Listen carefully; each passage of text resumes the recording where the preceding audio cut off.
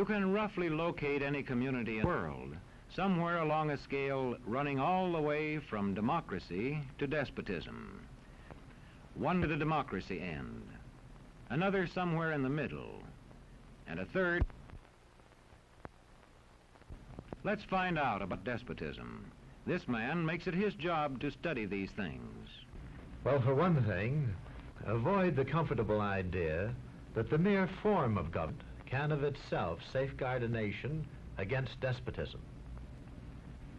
Germany, under President Hindenburg, was a republic. And yet in this republic, an aggressive despotism took root and flourished under Adolf Hitler. When a competent observer looks for signs of despotism in a community, he looks beyond fine words and noble phrases. For which it stands, one nation, indivisible, with liberty and justice for all. Many observers have found that two workable yardsticks help in discovering how near a community is to despotism: the respect scale and the power scale. A careful observer can use a respect scale to find how many citizens get an even break. As a community moves towards despotism, respect is restricted to fewer people. A community is low on a respect scale if common courtesy is withheld from large groups of people on account of their political attitudes. If people are rude to others because they think their wealth and position gives them that right, or because they don't like a man's race or his religion.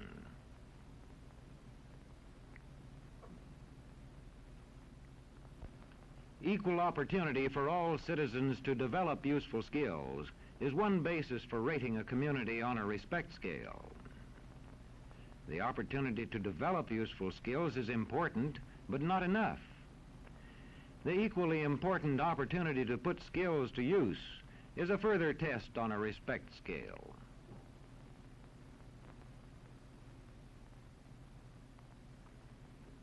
A power scale is another important yardstick of despotism. It gauges the citizens' share in making the community's decisions.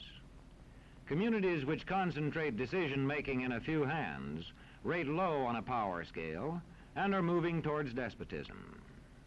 Like France under the Bourbon kings, one of whom said, "The state, I am the state." Today, democracy can ebb away in communities whose citizens allow power to become concentrated in the hands of bosses. What I say goes, see? I'm the law around here. The test of despotic power is that it can disregard the will of the people. It rules without the consent of the governed. Look beyond the legal formalities of an election in measuring a community on the power scale to see if the ballot is really free.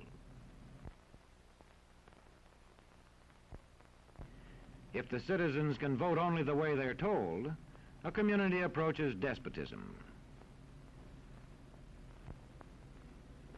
When legislatures become ceremonial assemblies only and have no real control over lawmaking, their community rates low on a power scale.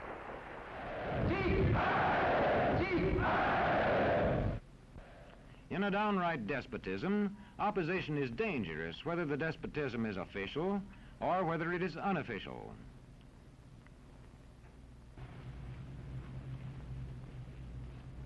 The spread of respect and power in a community is influenced by certain conditions, which many observers measure by means of the economic distribution and information scales. If a community's economic distribution becomes slanted, its middle-income groups grow smaller, and despotism stands a better chance to gain a foothold. Where land is privately owned, one sign of a poorly balanced economy is the concentration of land ownership in the hands of a very small number of people. When farmers lose their farms, they lose their independence. This one can stay on, but not as his own boss anymore. To the extent that this condition exists throughout a nation, the likelihood of despotism is increased.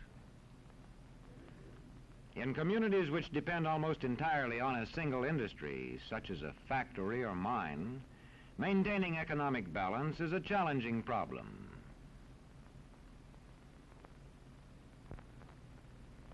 If this condition exists over the nation as a whole, so that the control of jobs and business opportunities is in a few hands, despotism stands a good chance.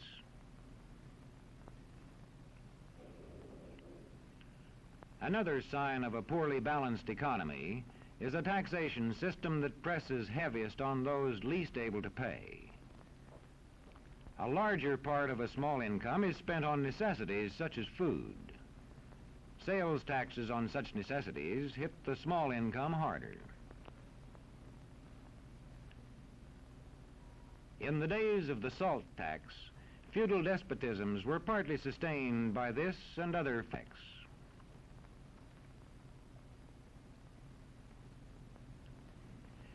A community rates low on an information scale when the press, radio, and other channels of communication are controlled by only a few people, and when citizens have to accept what they are told. In communities of this kind, despotism stands a good chance. See how a community trains its teachers. Bear this in mind. Young people cannot be trusted to form their own opinions. This business about open-mindedness is nonsense. It's a waste of time trying to teach students who think for themselves. It's our job to tell them. And when teachers put such training into practice, despotism stands a good chance. These children are being taught to accept uncritically whatever they're told. Questions are not encouraged. How can you ask such a question? Have you got a textbook? Yes, ma'am. Does it say here that our law courts are always just? Yes, ma'am. Then how dare you question the fact? Sit down.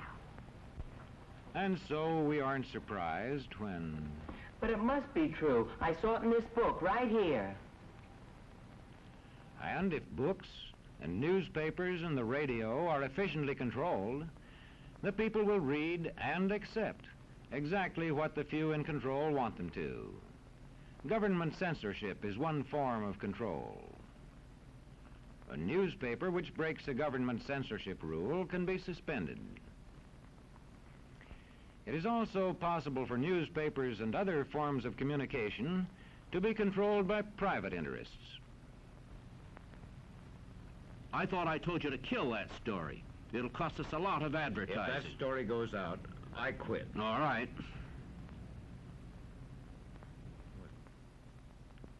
What sort of community do you live in? Where would you place it on a democracy-despotism scale?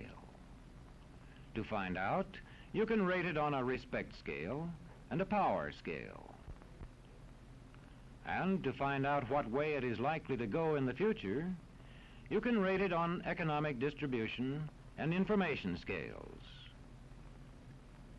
The lower your community rates on economic distribution and information scales, the lower it is likely to rate on respect and power scales, and thus to approach despotism.